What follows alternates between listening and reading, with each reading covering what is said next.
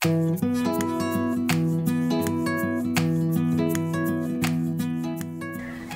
I'm Rebecca Germain and I'm here to tell you about that common garden pest, the slug.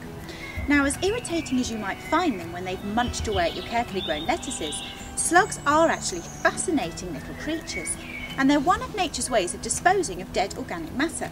Along with maggots and woodlice, slugs help with the continual process of recycling.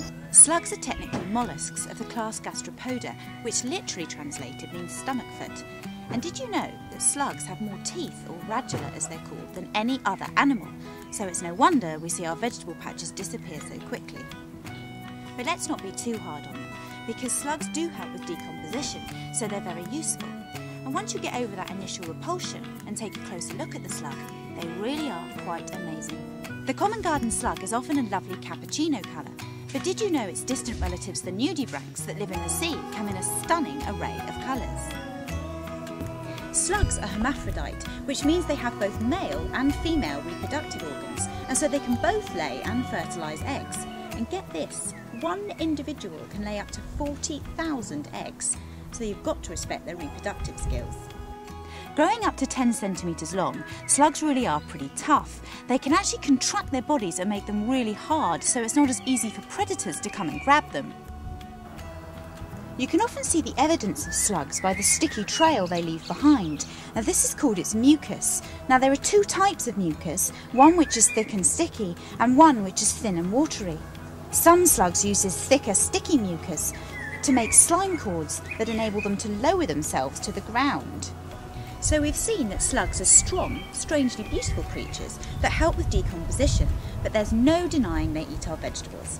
So if you really don't want these lovely creatures in your garden, there are better ways to get rid of them than using slug pellets. In fact, more birds and wildlife die from eating poison slugs than slugs themselves. A great way of pest control is to work with nature. Leave bits of your garden wild, for example, to encourage hedgehogs and frogs, both of whom love nothing more than a fresh, juicy slug. Or why not try planting rocket? Slugs detest it because it's hot. Or you could try planting double the amount of lettuces, except that slugs are going to eat half and it's like feeding a pet. But if you really have to get rid of them, how about using beer? Slugs love it.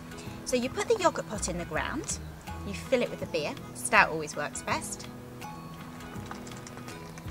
and then the slugs die happy and you get to finish the rest of the can. Cheers.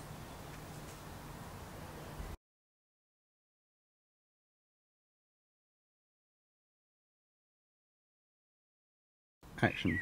Growing up to 10 centimetres long, slugs really are pretty tough. They can actually contract their bodies and make them really slow. I've just actually touched it, which made me feel quite disgusting. Okay, another take.